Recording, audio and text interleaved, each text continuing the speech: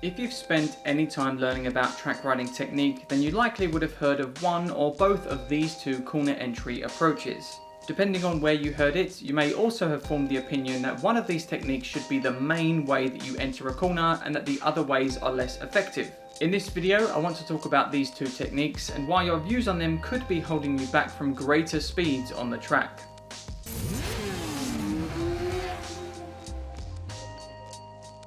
First, to ensure we're on the same page, let's quickly break down what I'm referring to with each technique. First up, what is quick steering? When I refer to quick steering, I'm referring to the act of flicking the bike over very quickly for a corner you're about to enter. This technique is also known as the quick flick, and it's a technique that was popularized by Keith Code in his teachings with the California Superbike School. The biggest benefits of quicker steering come in the way of increased corner entry speed compared to a slow steering action with no trail braking used, along with a greater variety of lines you're able to create when you know how to modulate your steering rate. The most commonly spoke about being how you're able to use a later and quicker steering action to open up corner exit for an earlier bike stand up and drive out. The line created by steering a little later and quicker is often called a late apex or squaring off approach, and it gains you a lot of time at corner exit because of the straighter line you've created from the apex out to your exit. The downside is that it can cost you time on the entry of the corner due to your later steering point. A later steering point means you need to run a tighter arc to hit the apex, so you must go slower. So what about trail braking? Trail braking is the act of reducing brake pressure as lean angle increases when entering a corner. In reality, we're always looking to trail the brakes off in a controlled way as we finish our braking, even when upright. However, when the term trail braking is used, typically it's referring to the art of trailing the brakes off deeper into the corner as the bike leans over. To clarify, that's what I'm referring to here, using a lot of brakes at corner entry and trailing them off deep into the corner.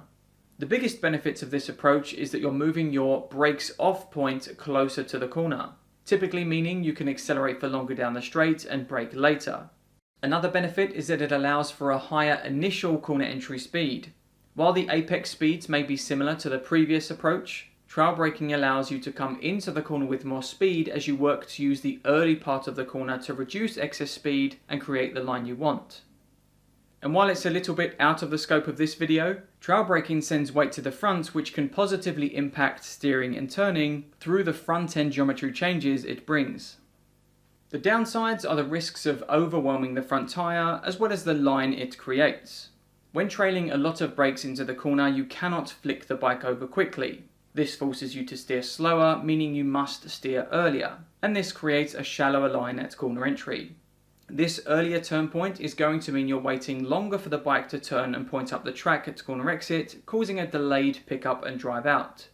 If you begin overly attacking the corner on the brakes, you may have gained time on the entry by taking this approach, but you could potentially lose that time and much more coming out the other end of it, particularly if the corner exits onto a straight.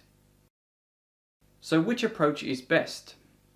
Considering everything we've just looked at, it starts to become clear that what we're looking at here are two extreme ends of the scale on how we tackle a given corner. One technique looks to better leverage the rear tyre and corner exit, the other leverages the front tyre more and corner entry. So which approach should you take? In short, both of them and everything in between. As learning riders, it can be very easy to latch onto one approach to use for every situation. This is a pitfall I fell into myself when I first learned to quick steer the bike many years ago. Once I first learned and began applying the technique, it was a revelation to me on just how much space I'd created at corner exit and how much harder and earlier I could drive out of corners. And this gained me a lot of speed against those around me at the time. However, as I got faster, moved up and started riding with the quicker guys out there, I realised that I was losing too much time at the entry of certain corners for the corner exit benefits I was getting to be worth it. I was forcing this one way of doing things into every situation and I was losing time because of it. And the same thing would happen in reverse. A rider that tries to attack every corner by using deep and heavy trail braking in every situation is going to lose way too much time at corner exit in a lot of places.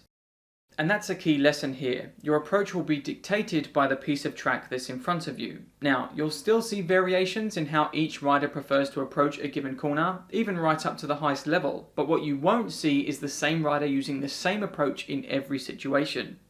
In direction changes where little brakes are needed, you'll see lightning quick steering actions because that's the best way to unlock speed in a section like that. Or in certain shorter, high-speed corners, you may see the rider opt for a quicker steering action so that they can set the line earlier and get back to the throttle. On the flip side to that, in many large radius or double apex corners, you'll see a slower steering rate as they leverage the early part of the corner to unlock time. Thinking one way is best is a surefire way to ensure you hit plateaus as you try to make your idea of the perfect corner entry method fit into every situation. So what should you do? If you're still learning track riding and coming up through the ranks, I would always recommend that you learn to steer the bike and change direction first before adding significant trail braking to the equation, or if you're using a little trail braking already, before you push more with that technique. Learn how to steer the bike at different rates, the difference that makes for the corner and the options it opens up for you. However, as you get more experience, you'll begin to see where each different entry plan gains or loses you time compared to those around you, and you'll begin to take different approaches because of that, like steering slower and better leveraging corner entry with the brakes, for example. Just don't fall into the trap of trying to find the perfect approach to corner entry, because there isn't one. Using one approach can get you a long way, but in time you'll hit plateaus, and at that point things get more nuanced. Your challenge is working out which tools are best used in the different corners and situations you're faced with as a rider. Have you had any corner entry revelations where you've discovered a new way of approaching a given corner? Tell us about it in the comments down below, and as always, if you like the video then please hit the button and subscribe to the channel for more performance riding advice and guides moving forward. Take care.